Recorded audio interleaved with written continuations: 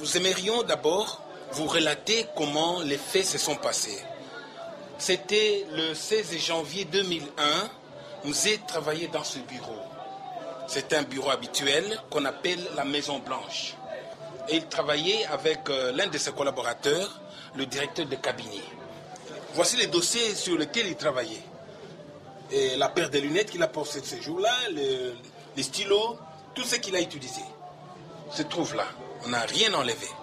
Et comme Zé était assis là-bas, il a vu quelqu'un de l'autre côté. Cette porte-là était ouverte. Il a vu un de ses gardes rapprochés qui lui a fait signe qu'il voulait lui parler en aparté. Et alors, le connaissant, il lui a fait signe de venir. Il est entré juste à côté d'Mzé. Malheureusement, il était armé. Il avait son revolver. Et il a tiré à bout portant. Alors, vous regardez ici sur le fauteuil, vous voyez l'impact des balles. Il y a une balle ici, et ça c'est le sang. Ça c'est le sang également. Une balle est entrée là-bas, puis une autre ici derrière. Le 16 janvier, le chef de l'État en famille avec son épouse et ses enfants va rendre hommage aux soldats du peuple. Mzee Laurent Désiré Kabila, assassiné en plein exercice du pouvoir en janvier 2001.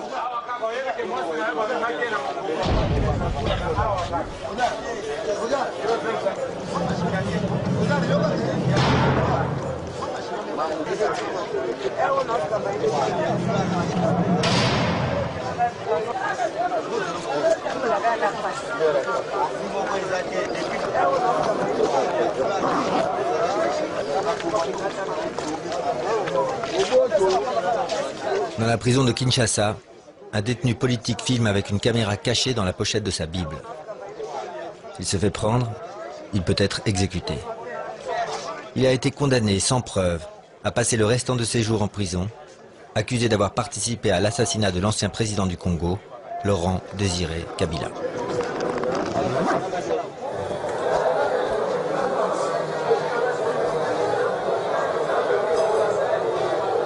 Je suis là parce qu'il faut bien que quelqu'un soit là. Je suis là parce que il y a eu un crime qui a été commis, l'assassinat du chef de l'État. Or, un crime ne peut pas rester sans quelqu'un qui soit accusé de cela. Il ne peut pas y avoir de crime sans criminel. Je suis là parce qu'il faut que quelqu'un paye. Je suis là parce que on a jugé que la stabilité du régime était plus importante que la recherche de la vérité. Je suis là parce que il fallait très vite donner au peuple, qui c'est certain aimait beaucoup le chef de l'État, une réponse rapidement. Et voilà. Nous sommes 51 personnes qui sommes encore là à cause de ce dossier.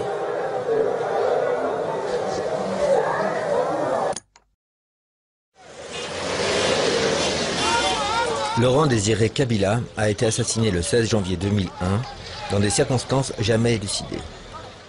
Depuis lors, les autorités du pays l'ont érigé en martyr et considèrent son assassinat comme une affaire classée. Nous n'y croyons pas et nous décidons de mener notre propre enquête. Le 17 mai 1997, Laurent Kabila devient président de la République démocratique du Congo. Laurent Désiré Kabila, je jure fidélité à la nation.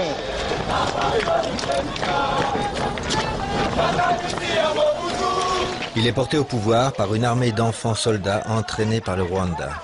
Leur objectif est de renverser le vieux dictateur Mobutu, au pouvoir depuis 30 ans. Partant de l'est du Congo, il parcourt 2000 km à pied jusqu'à la capitale Kinshasa, où Kabila est accueilli en libérateur.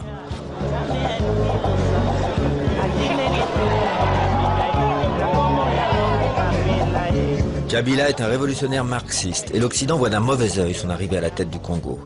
Mais il réussit à s'imposer et c'est Nelson Mandela qui accompagne en douceur le vieux Mobutu vers la sortie.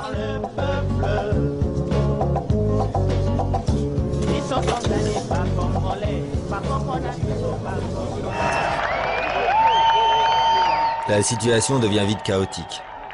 Des dissensions éclatent entre Kabila et ses alliés.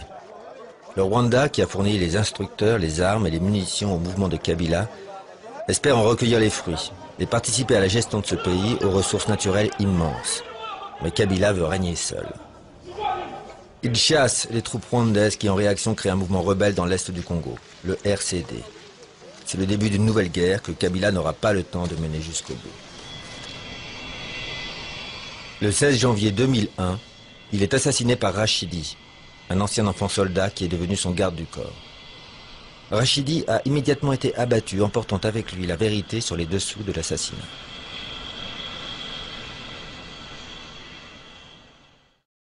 Eh bien, nous aimerions d'abord vous relater comment les faits se sont passés. C'était le 16 janvier 2001, nous avons travaillé dans ce bureau. C'est un bureau habituel qu'on appelle la Maison Blanche. Et il travaillait avec l'un de ses collaborateurs, le directeur de cabinet. Voici les dossiers sur lesquels il travaillait. Et la paire de lunettes qu'il a portées ce jour-là, les stylos, tout ce qu'il a utilisé se trouve là. On n'a rien enlevé. Et quand Mzé était assis là-bas, il a vu quelqu'un de l'autre côté. Cette porte-là était ouverte. Il a vu un de ses gardes rapprochés qui lui a fait signe qu'il voulait lui parler en aparté. Et alors, le connaissant, il lui a fait signe de venir. Il est entré juste à côté de Mzé. Malheureusement, il était armé. Il avait son revolver. Et il a tiré à bout portant.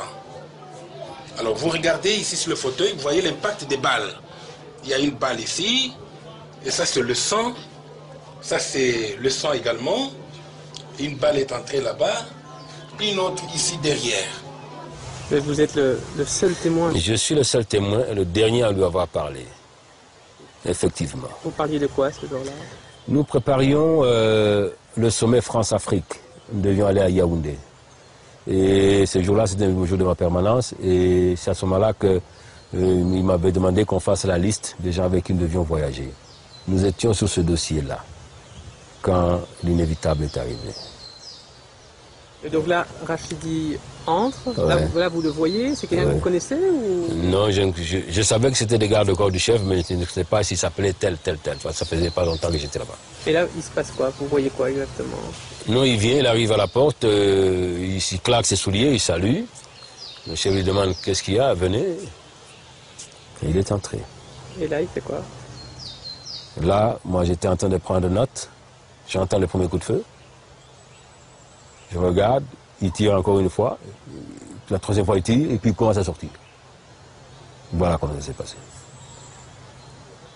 Et là, je me suis revenu, je ne comprenais rien du tout, je ne savais pas ce qui s'est passé. Et bon, je suis sorti aussi vers la porte de la part où il est entré, il courait, et j'ai crié en Swahili, Uibwana na pigara ici Masasi. Et à un certain moment, j'entends, ce monsieur vient de tirer sur le chef de l'État. Hein? Moi, je ne le connaissais pas de nom. Je dis, Uibwana na pigara ici Masasi.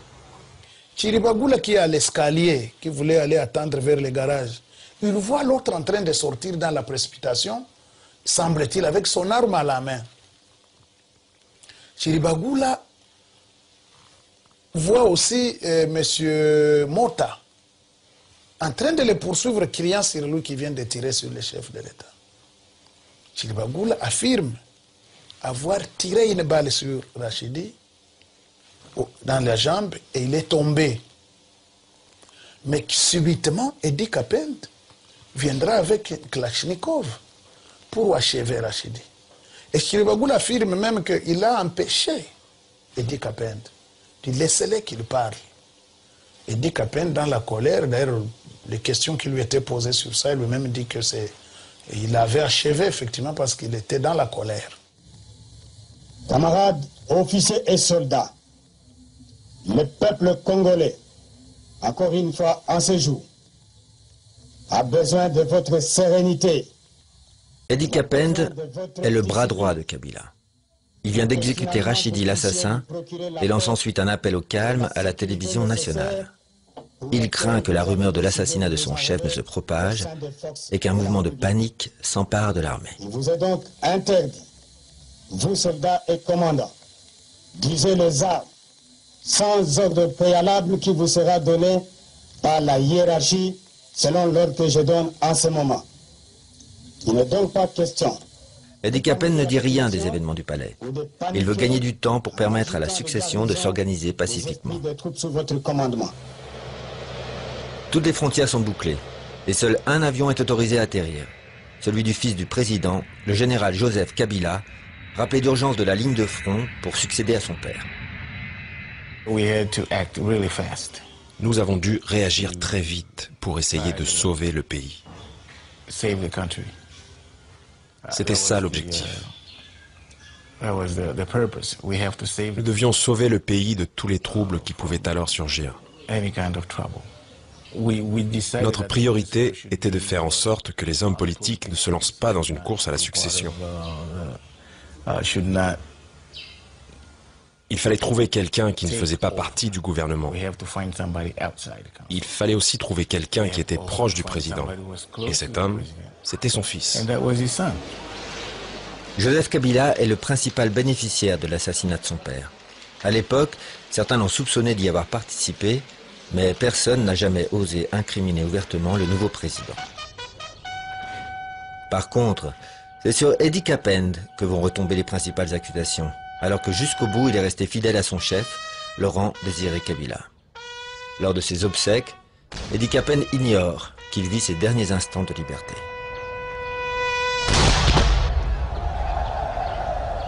Messieurs les présidents de la Cour d'ordre militaire, mon général. Un an plus tard, lorsque s'ouvre le procès contre les assassins présumés de Laurent Kabila, plus d'une centaine de prévenus sont sur le banc des accusés.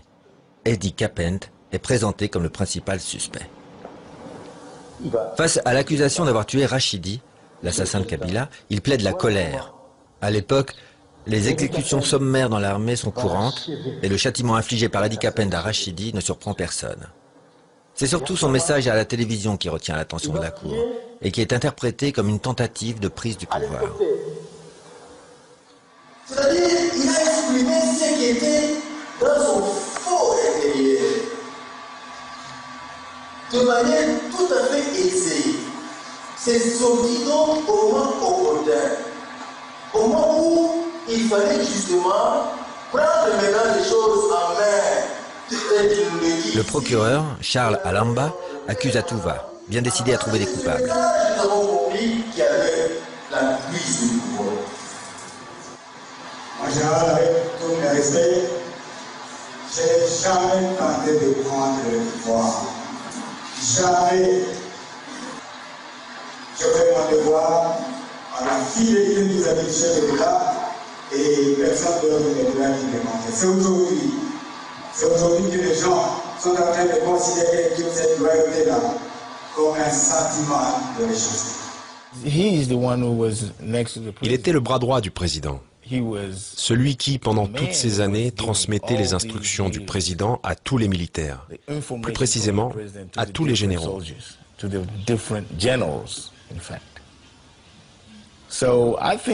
a dû penser que cela faisait partie de ses responsabilités d'aller s'adresser aux militaires.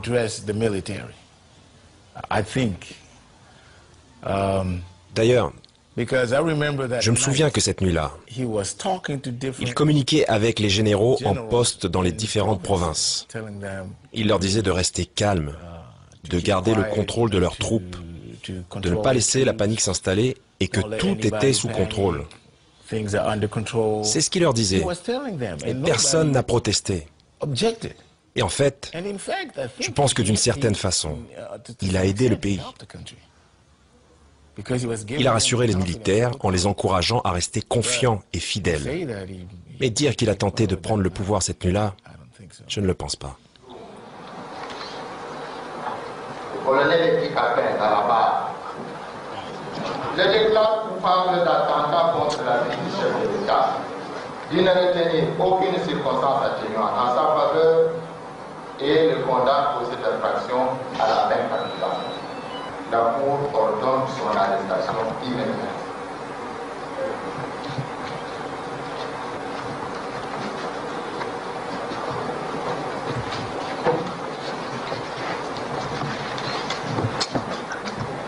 Photographe.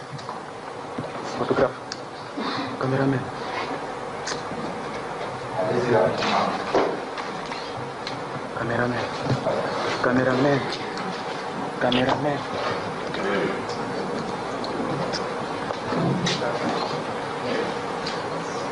Capitaine Kakwatmouche.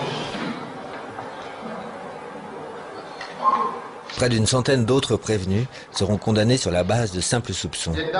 La plupart à mort ou à la perpétuité pour complot, trahison et attentat à la vie du chef de l'État. Parmi eux, Antoine Vumilia, le prisonnier à la caméra cachée.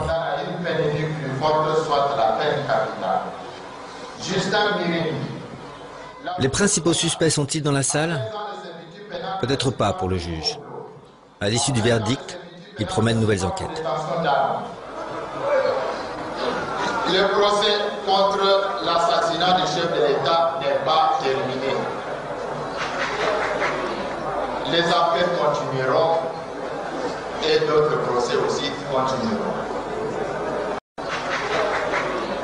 Les enquêtes continueront et d'autres procès aussi continueront.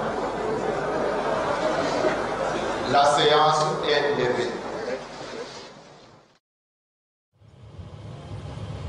7 ans plus tard, les peines de mort n'ont pas été appliquées, mais Antoine Vumilia et ses compagnons d'infortune croupissent toujours dans la prison de Kinshasa, car malgré les promesses du juge, le procès n'a toujours pas été réouvert.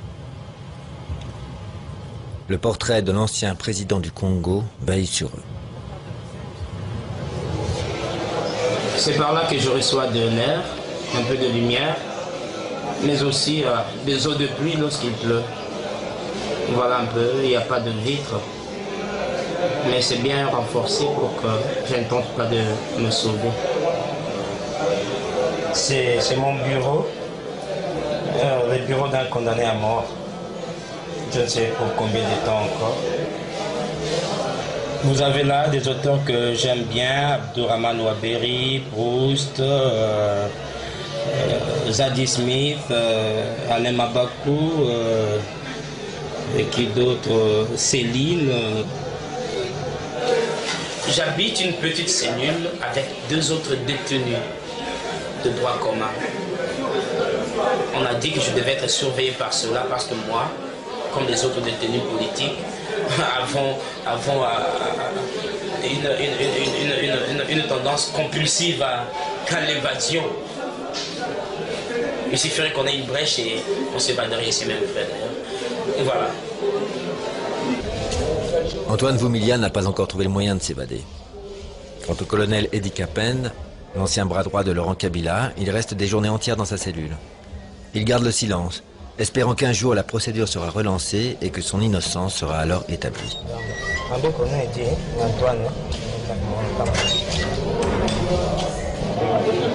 Les condamnés de l'affaire Kabila s'entraident pour survivre. Dans cette prison, les plus démunis ne peuvent même pas se payer une cellule. Ils sont entassés dans les couloirs où rôde la faim et la maladie.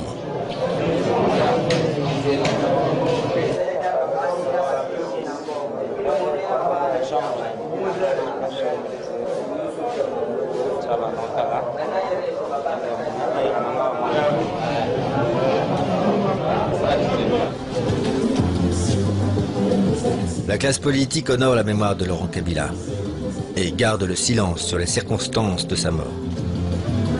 Les compagnons de Mzee Laurent Désiré Kabila, conduits par Papa Yerodia Abdoulaye Ndombasi, sénateur. Pourtant, en marge des cérémonies officielles, les langues se délient. Le sénateur Abdoulaye Herodia fut l'idéologue de Laurent Kabila. Les gens qui sont en prison, je ne pense pas que c'est eux. Ils ont porté le chapeau et tout. Et il était difficile de trouver les vrais auteurs de cette infamie. Mais se mettre à défendre cette cause, que ce n'est pas eux qui ont tué MD, il faut les libérer, il faut avoir la solution de rechange. Alors qui a tué MD, ça moi je ne sais pas. Je ne sais pas encore. On ne peut lutter pour les Capennes que si on a une solution d'échange.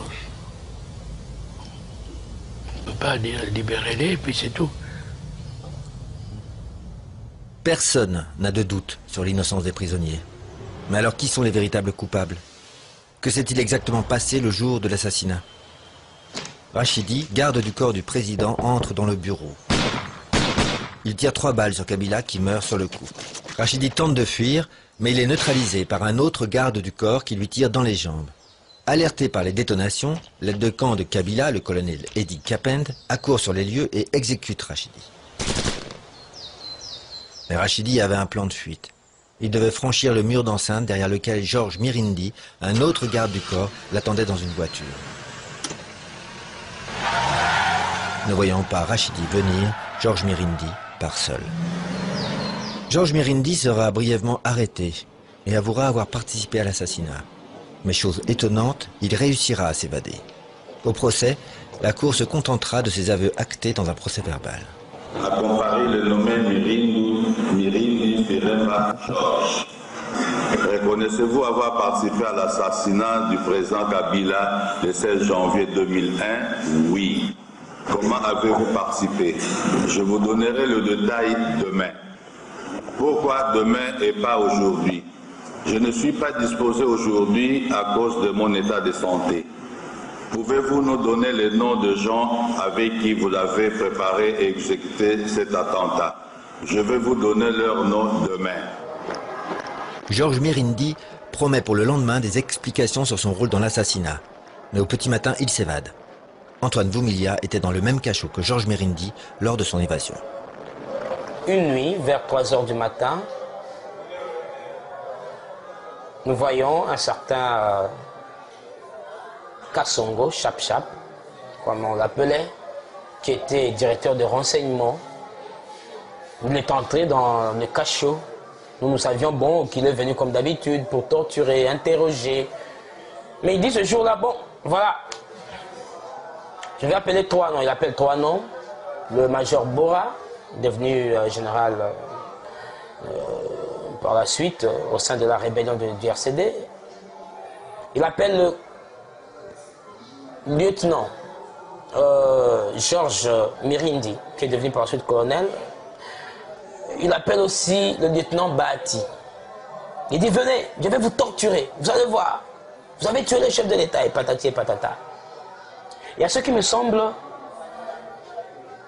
Bora était déjà prêt, savait qu'il allait partir parce qu'il était bien habillé avec un pantalon jeans, une chemise au-dessus.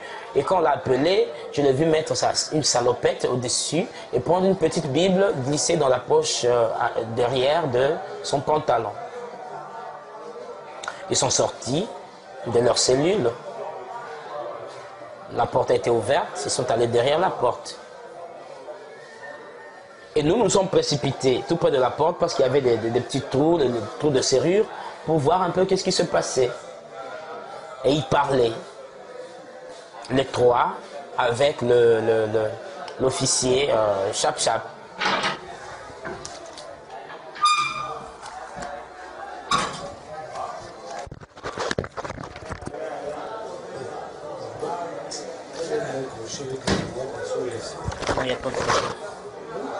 Alors, quand le directeur de renseignement, Chap-Chap, Salomon s'est rendu compte que nous étions en train de regarder les lorgnets à travers les petits trous, il a dévissé l'ampoule, une ampoule qui se trouvait tout près de lui, il a fait noir et nous ne pouvions plus rien voir.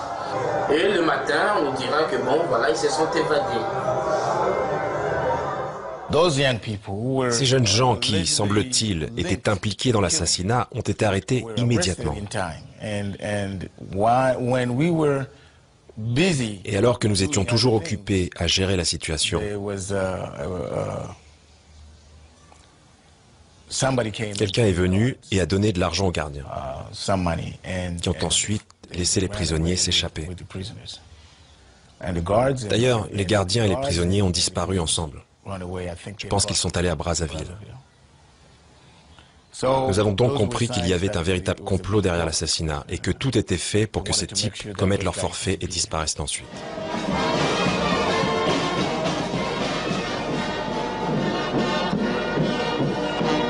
Ceux qui ont financé l'évasion de Georges Mirindi sont certainement les commanditaires de l'assassinat. Ils ne voulaient laisser aucune trace derrière eux. Rachidi tué et Mirindi évadé, de nombreuses questions restent sans réponse. Tout d'abord, la question du mobile de l'assassinat. Pourquoi Rachidi et Mirindi, deux gardes du corps de Kabila, décident-ils de l'éliminer? Ont-ils voulu venger la mort de Massassou, leur commandant, assassiné par Kabila? C'est une des pistes suivies pendant le procès. Massassou fut le frère d'armes de Laurent Kabila pendant la Révolution. C'est lui qui recrute les enfants soldats, et notamment Rachidi et Mirindi. Ils sont tous originaires de l'Est du Congo, comme Massassou, et abandonnent leur famille pour le suivre. Mais une fois à Kinshasa, Kabila se méfie de Massassou.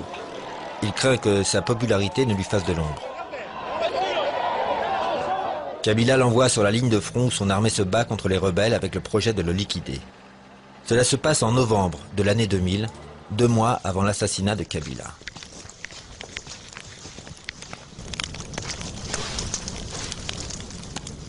Ngala était un proche collaborateur de Massassou. Ils ont été arrêtés et torturés ensemble. Massassou fut exécuté lors d'un procès organisé sur le champ de bataille et Ngala condamné à une lourde peine de prison. C'est un environnement d'enfer. Des carcasses de véhicules militaires calcinés, des restes de corps en décomposition, des matières fécales en putréfaction. C'est un désordre indescriptible. On nous fait passer à travers, nous sommes ligotés, nous nous éloignons un peu dans une broussaille, à peu près 1 kilomètre, on nous installe sous un arbre. Pour la première fois, depuis le 26 octobre, on nous donne à manger. Quelques biscuits et des haricots en boîte. On appelait là-bas tomango, venait de Zimbabwe. 2 de nos amis qui ont commis l'imprudence de commencer à manger les biscuits se sont éteints sur place. Mais c'est pas l'instinct m'a poussé plutôt à prendre le jus des haricots, juste pour mouiller les lèvres. Les mâchoires ici ne fonctionnait plus. On est resté. On a amené des bêches, des pioches. Alors nous, on s'attendait à ce qu'on vienne creuser des tombes pour nous. Ils ont débroussaillé, ils ont installé une tente. Le procès a commencé. C'est le fameux procès qui aboutit à la condamnation à l'exécution de Massassou. Et pendant le procès, on reproche à Massassou de vouloir renverser le pouvoir de Kabila. Massassou se met debout, il dit à tout le monde qui était devant là, mes relations avec Kabila ne dépendent pas de vous. Kabila, c'est mon père. Kabila, s'il est au pouvoir aujourd'hui, c'est moi qui l'ai voulu. Si j'ai des problèmes avec Kabila, ça se règle entre lui et moi, pas vous. Et il s'est tué. On l'a traité d'être orgueilleux, d'être têtu. Il s'est tué, il n'a plus parlé. Ce que je vous dis là, c'est ce qui s'est passé devant moi. On est passé sur d'autres considérations. Et puis, le jour du prononcé, on les condamne à mort, on exécute. Voilà ce qui s'est passé. Aujourd'hui, à Puerto, la nature a repris ses droits. Le lieu où Massassou fut enterré est recouvert de hautes herbes. En tuant Massassou, Kabila se débarrasse d'un dangereux rival, mais l'exécution va se retourner contre lui. Les fidèles de Massassou ne digèrent pas l'élimination de leur commandant. En plein combat, les militaires déposent leurs armes, sabotent le matériel militaire et abandonnent le terrain aux rebelles et à leurs alliés rwandais. Pour Kabila, qui a mis tout son argent dans la bataille de Puerto, c'est une véritable débâcle.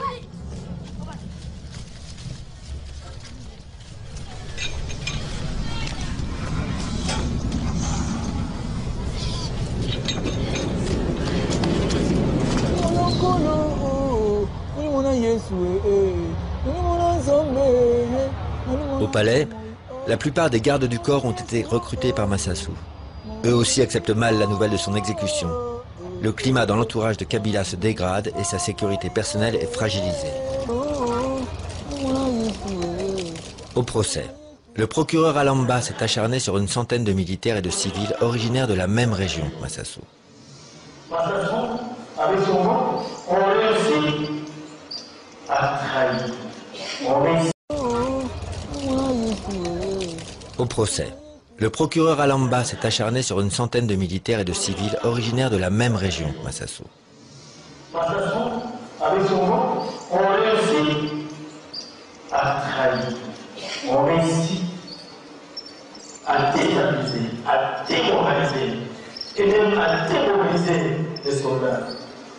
Ils seront arrêtés sans aucune preuve, accusés d'avoir assassiné Kabila pour venger la mort de Massassou et condamnés à de lourdes peines.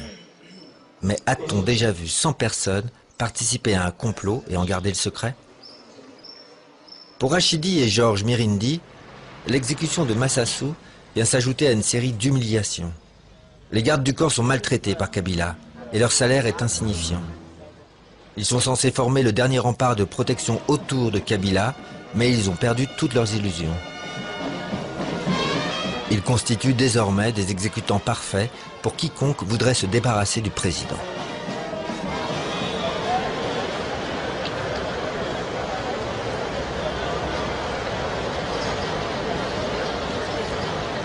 Bilal Héritier, un homme d'affaires libanais, aura justement des raisons d'en finir avec Kabila.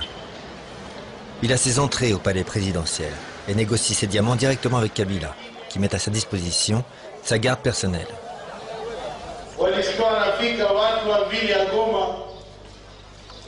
Héritier, le diamantaire, et Georges Mirindi, le garde du corps, font alors connaissance.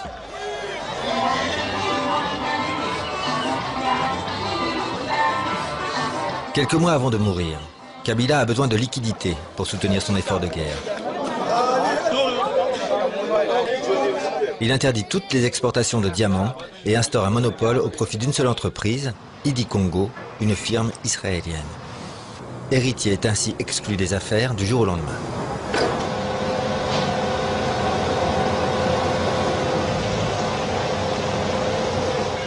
Il y avait la guerre qui était toujours là. Il fallait payer les équipements, il fallait payer les militaires qui étaient au front. D'où devait venir cet argent-là? Donc il fallait développer des moyens pour y aboutir. Et ça, ce monopole était un de ces moyens-là. On vous donne accès à nos minéraux. En échange, vous nous donnez des liquidités équivalentes à l'accès que vous aurez. Et nous utilisons ces liquidités pour nos projets. On a dit à Idi Congo, tu nous donnes en liquidité 20 millions de dollars, nous te donnons ces monopoles pour 3 ans renouvelables, et puis nous voyons comment les autres aspects du contrat seront mis en application. C'était ça, faites le contrat. Nous avions comme projet de créer une police spéciale formée par les Israéliens. C'est ça le passage qui avait créé Emmanuel l'autre fois, qui avait pour but justement d'identifier les voies, les fuites là, et de les bloquer afin de maximiser les recettes qui entraient par des voies normales.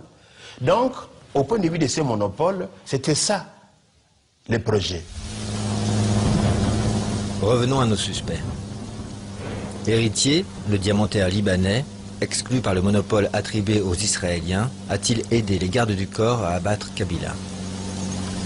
Le soir de l'assassinat, après avoir fui le lieu du crime, le garde du corps Georges Mirindi emprunte cette route et se réfugie chez Héritier, dans cet immeuble du centre-ville de Kinshasa. Les services de sécurité apprennent que Mirindi se cache ici. Ils débarquent dans l'appartement d'Héritier, mais les deux suspects, Héritier et Georges Mirindi, sont déjà loin. Furieux, les militaires raflent 11 frères, cousins et voisins d'Héritier qui se trouvaient là. Un des frères, survivant, raconte. La façon dont ils sont venus les arrêter, c'est bizarre, parce que le voisin du premier étage nous a dit, ils les ont mis dans un camion et ils ont commencé à les fouetter. C'est incroyable. Si au moins ils les avaient interrogés, j'allais accepter cette situation. Mais ils ne les ont même pas interrogés. C'est incroyable. De toute façon, avec leur camion militaire pour quitter la ville et arriver à Nsele, là où ils les ont tués, il faut au moins 2 heures pour y arriver en camion. Ils les ont pris, ils les ont mis contre le mur et pam pam pam. Ils ont mis tout le monde au mur et puis ils ont tiré. Tout s'est passé par derrière. Ton frère avait quel âge? Il avait 22 ans, mon frère. Les 11 Libanais sont exécutés sommairement. En les éliminant, les militaires se privent de toute possibilité d'en savoir plus sur la piste du diamant. Au procès Kabila, les militaires impliqués dans la mort des Libanais ont été poursuivis pour meurtre. Tous disent avoir obéi à des ordres. Je suis allé faire un ordre militaire. Nous sommes en temps de guerre. En temps militaire, je suis allé faire mon travail. Des ordres? Venus d'où? La question a mis la cour dans l'embarras. Car au moment des faits, c'est le général Joseph Kabila, alors numéro 2 de l'armée, qui était le commandant direct de ces hommes.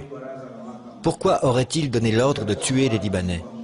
Peut-être uniquement pour venger la mort de son père. La Cour évitera d'approfondir la question qui pourrait gêner le nouveau président du Congo et condamnera ses militaires à la peine de mort.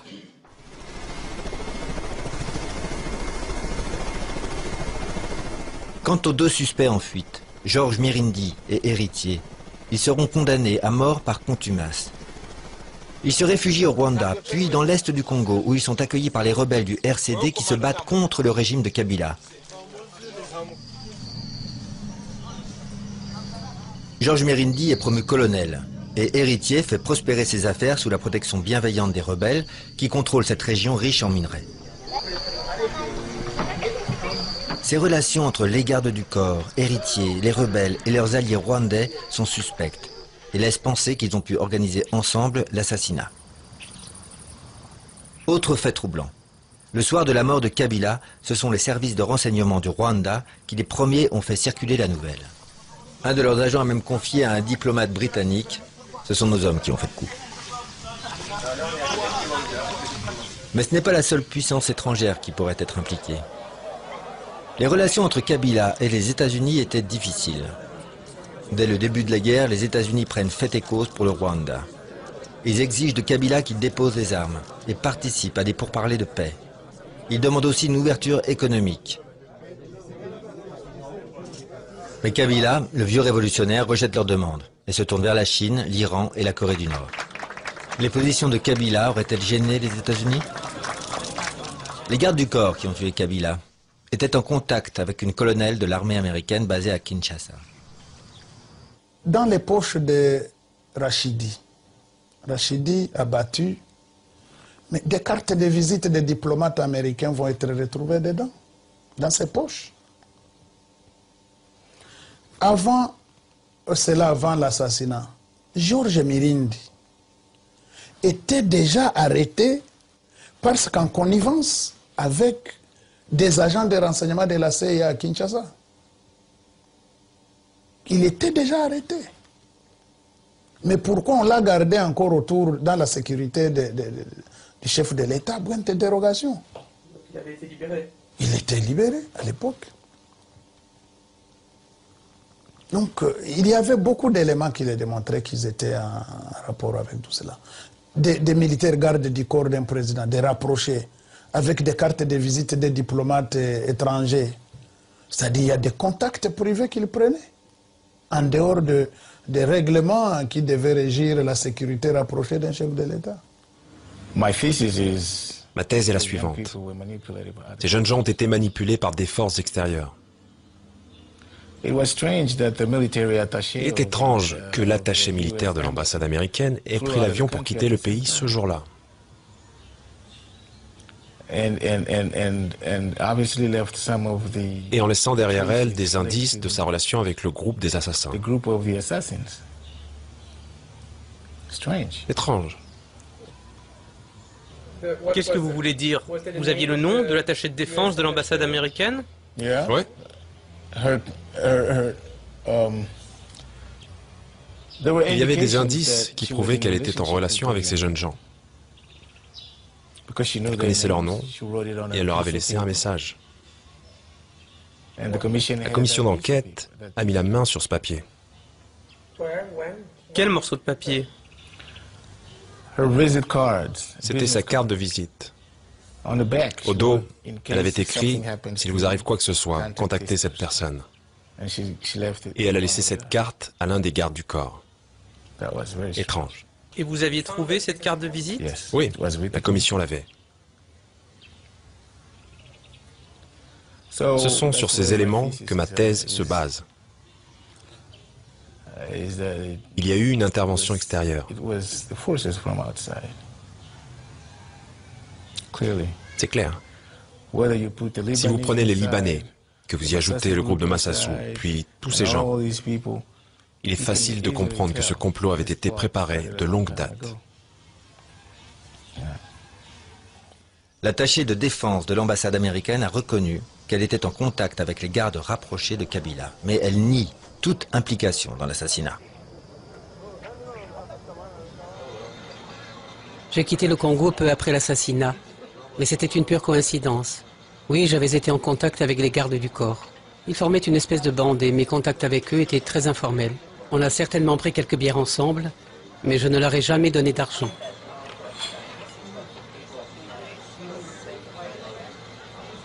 Néanmoins, l'élimination de Kabila arrangeait les Américains. Et ils ont peut-être laissé faire, comme ils l'ont fait 40 ans plus tôt presque jour pour jour, lorsque l'Occident organisait l'élimination d'un autre leader congolais, Patrice Emery Lumumba. L'histoire glorieuse de notre lutte pour la liberté.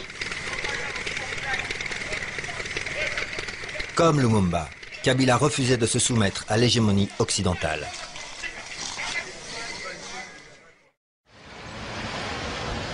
À la fin de son règne, Kabila avait de nombreux ennemis. À Kinshasa, on disait qu'il y avait une file d'attente pour le tuer. Difficile dès lors d'établir toutes les complicités dont les gardes du corps ont bénéficié pour passer à l'action. Nous avons essayé de retrouver les militaires qui ont mené le procès Kabila pour savoir ce qu'ils pensent à présent de cette affaire. Mais au Congo, la roue tourne vite. Les bourreaux d'hier deviennent les victimes d'aujourd'hui. Dans son rapport, n'est-ce pas, il avait signalé les noms de Balou. Peu après le procès, l'impitoyable procureur Alamba s'est retrouvé à son tour dans le box des accusés. Le procureur, qui s'était fait tant d'ennemis, a été victime d'un complot et accusé d'un crime qu'il n'a pas commis. Il a été condamné à la peine de mort par le même juge qui avait présidé le procès Kabila et à son tour, il croupit en prison. Quant au juge, lui qui avait déclaré que le procès Kabila n'était pas terminé et qui avait promis de nouvelles enquêtes, il a été démis de ses fonctions.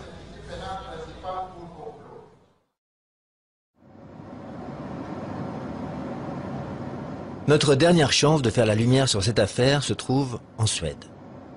C'est là que Georges Mirindi, le complice présumé de l'assassin, s'est finalement réfugié. La Suède, comme toute la communauté internationale, a dénoncé l'iniquité du procès Kabila et a ouvert ses portes aux prisonniers qui ont réussi à s'évader.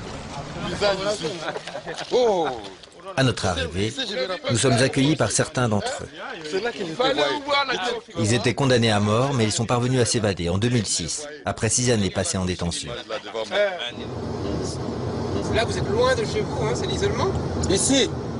Mais on est mieux ici parce qu'on est loin du Congo. Pour venir me chercher ici, vraiment, tu dois te préparer. Hein, hein Zaïd? Quelqu'un voudrait venir vous chercher? Pour venir me chercher et me faire du mal ici. Vraiment, tu dois te préparer. Parce que c'est très loin. Toi-même, tu as vu que c'est très loin. C'est le bout du monde. C'est le bout du monde. Nous sommes à 45 km du cercle polaire du Nord. Hein. Nous sommes à 45 km du cercle polaire du Nord. Hein. 45 km. Il y a des gens qui vous voudraient du mal, encore? Ça, c'est pas une question à nous poser. Expliquez-le. Kabila nous cherche, non? Nous, on l'a rien fait, mais lui a peur de nous. Il a peur de nous parce qu'il sait que... Maintenant, nous, on connaît beaucoup de choses sur lui. Comme quoi? Bon, il nous a sacrifiés pour rien. Pour des choses que lui connaît et que nous, on ne connaît pas. Alors, oui, il a peur de nous parce qu'on peut dévoiler les secrets. Les secrets que lui seul connaît et les autres. C'est-à-dire, il y a un secret. C'est quoi? Que le pouvoir entretient et ses opposants, les RCD. Il y a quelque chose qui les lie. Ils ont tué Kabila. Le pouvoir Kabila connaît, les gens du RCD connaissent, mais il faut sacrifier des innocents. Qui étaient nous? Heureusement que moi j'en suis sorti. Et je suis libre en Suède aujourd'hui.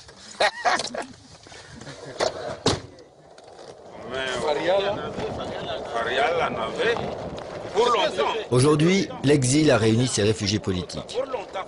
Mais si les innocents ont passé de longues années en détention, Georges Mirindi, le complice présumé de l'assassin, s'est évadé avant même l'ouverture du procès et n'a jamais répondu aux chefs d'accusation qui pèsent contre lui. Lui sait qui a organisé l'assassinat, mais aujourd'hui encore, il est difficile de le faire parler. Je n'ai pas de théorie. Je n'ai aucune théorie. La bonne théorie peut seulement résulter d'une commission d'enquête ad hoc. Cette commission d'enquête a présenté, laquelle on a institué, a présenté des versions qui ont conduit à des doutes et à un flou là, politiser les procès suffisamment pour qu'il n'y ait jamais de vérité. Donc c'est pas facile. C'est pas facile d'avoir une idée. On peut juste lire la presse. Qu'est-ce que la presse Pourtant pour nous c'est très clair. Rachidi a tué Kabila. Et Rachidi est sorti en courant. Si. Et puis il a été abattu par Chirimakoula qui l'a tiré dans les pieds. Oui. Et puis ensuite Edi Kapen est venu, l'a exécuté. Mais Rachidi devait quand même avoir un plan de fuite qui n'a pas fonctionné. Et peut-être que vous étiez dans ce plan de fuite. On peut dire ça. On peut dire ça. Quand les gens veulent dire quelque chose, vous ne pouvez pas les empêcher de dire ce qu'ils veulent dire. Mais la vérité est autre. Rachidi Chiribagoula en tirant sur Rachidi. Chiribagoula n'a pas vu Rachidi tuer Kabila. Il a tiré sur lui, pourquoi? Parce qu'il a vu Mota courir et dire non, il vient de tirer sur le chef de l'État. Oui. Imaginons Mota. Si on peut imaginer que des balles viennent ici, si on sait les coups, ce que ça peut faire. Mota, un civil qui va courir derrière un militaire. Mota n'a même pas peur que cet homme-là qui vient de tuer, lui aussi on peut le tuer. Mota, il est qui ici pour qu'il puisse courir derrière quelqu'un? Chiribagoula avait entendu les coups de feu. Et il voit Rachidi sortir en courant du bureau. Oui, qu'est-ce qu'il pouvait ne pas dire à Chiribagoula que peut-être Rachidi courait pour une ou une autre raison? Est-ce que Chiribagoula a eu le temps de communiquer avec Rachidi? Est-ce que Chiribagoula a d'abord vu que les dégâts que Rachidi aurait commis? Donc c'est très flou. Et les Libanais? Oui. Héritier, Bilal héritier. Je m'attendais que ce genre de questions arrivent. Les Libanais. Héritier, je l'ai connu, effectivement. J'ai connu Héritier à l'ANER. C'est-à-dire quand, avant Georges Leta Mangasa, il y avait un certain Emile Kanyengele qui était chef de l'ANER. Alors, on a parlé, vous voyez le fils qui est en prison à Kinshasa, Mouranzi Broume Fiston. Quel rapport avec le Libanais? Je ne comprends pas. On s'écarte. J'ai l'impression qu'on s'écarte un peu. Oui, non. La question, c'est par rapport aux Libanais. On dit ce Bilal héritier. Pourquoi est-ce qu'on tue 11 Libanais le soir de l'assassinat? On dit que c'est un rapport avec un certain Bilal héritier qui travaille dans l'entourage du chef de l'État. Peut-être ils peuvent travailler, mais moi je ne sais pas. Je ne sais pas. Chez Kanda, il y avait beaucoup de gens qui venaient, de Blas, des Arabes. S'il est aussi venu un jour, je ne sais pas. Il ne faut pas compter sur Georges Mirindi pour reconnaître son rôle dans l'assassinat. Là, je le faisais sortir. En attendant, à la prison de Kinshasa, d'autres paient pour le crime. Il faut que la vérité soit restituée. Il faut que la vérité soit restituée. On ne bâtit pas un pays sur la base de mensonges. Lumumba est mort. On ne sait pas trop bien comment. Kabila vient de mourir. Il est mort aussi. On ne sait pas trop bien comment. Et comment un pays va se construire sans connaître la réalité sur son histoire. Moi, je crois que on est mal parti. On est mal parti. Très mal parti. Avec des cadavres enfouis. On ne construit pas un pays avec des cadavres dans les placards de l'histoire. On est mal parti. Il y a un autre micro fixe qui est le filaire qui est là. Monsieur le Président de la République, vous avez parlé de l'impunité. Vous avez dit qu'elle ne pouvait plus prévaloir. Mais il y a des gens qui sont en prison, des personnes qui ont été jugées dans le cadre du procès de l'assassinat de votre père, un procès qui a été décrié par les organisations de droits de l'homme comme un procès inique. Parmi ces gens, il se peut qu'il y ait des innocents. Est-ce que, Monsieur le Président, vous avez l'intention de rouvrir ce procès un jour ou bien de prononcer une amnistie? Merci. Amnistie ou non, pour ceux qui ont été condamnés dans l'assassinat du feu mon père, Laurent Désiré Kabila. Écoutez.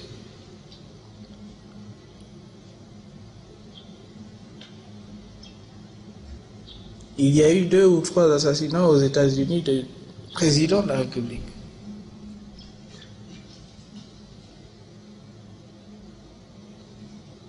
On a amnistié combien de ces assassins?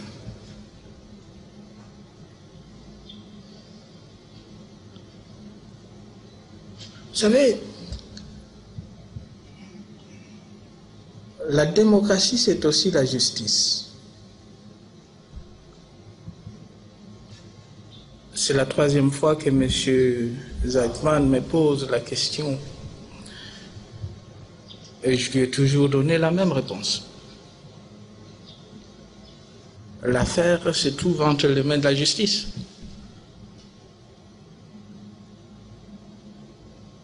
Je ne suis ni le président de la Cour suprême, ni le procureur général de la République d'ailleurs, ni l'auditeur. Alors, je n'aimerais pas ici influencer la décision de la justice congolaise. Et puis, qui a tiré ou qui a commencé? Joseph Kabila est mal à l'aise. Écoutez. Il sait probablement que les complices et les organisateurs de l'assassinat courent toujours. Mais le procès lui a permis de faire croire qu'il avait trouvé les assassins de son père et d'asseoir son pouvoir. Il ne souhaite pas reprendre les enquêtes qui incrimineraient peut-être le Rwanda et les États-Unis, les ennemis de son père, avec lesquels il s'est réconcilié dès sa prise de pouvoir. Il a signé des accords de paix avec le Rwanda, il a mis fin au monopole sur le diamant et a ouvert le Congo aux investisseurs étrangers.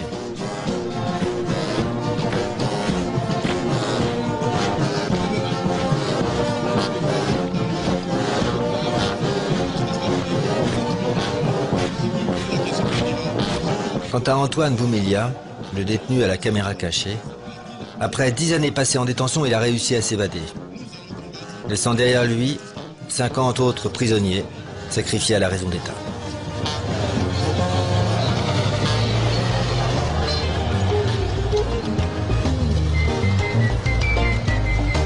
Une fois encore, l'Afrique vient de perdre un de ses illustres fils, et non le moindre, Laurent Désiré Kabila. Mais il restera immortel dans la mémoire des patriotes. La la la la.